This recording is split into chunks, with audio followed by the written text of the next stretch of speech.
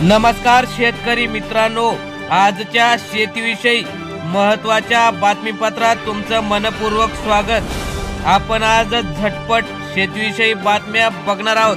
त्यामध्ये पहिली बातमी आपण बघूया।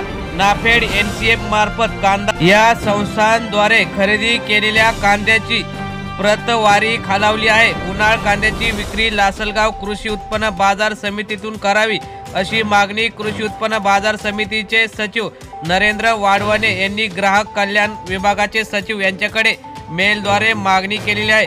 पुढील बातमी नाशिक जिल्ह्यातील 4000 शेतकऱ्यांनी उतरवला बोगस पीक विमा।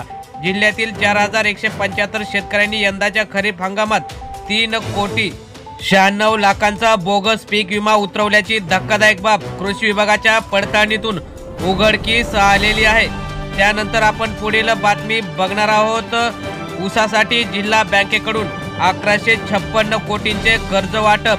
पुढील बातमी रब्बी पिकांसाठी राज्यांतर्गत पीक स्पर्धा आयोजित केलेली आहे। कृषी विभागाने या अशा स्पर्धा घेतल्याने शेतकऱ्यांसाठी उत्पादकतेबाबत प्रोत्साहन देऊन गौरव करून त्यांचे मनोबल वाढवण्याचे आणि कृषी उत्पन्नामध्ये भर घालून शेतकऱ्यांचे मनोबल वाढेल असं दिसतं। मित्रांनो, ह्या होत्या आजच्या शेतीविषयक बातम्या।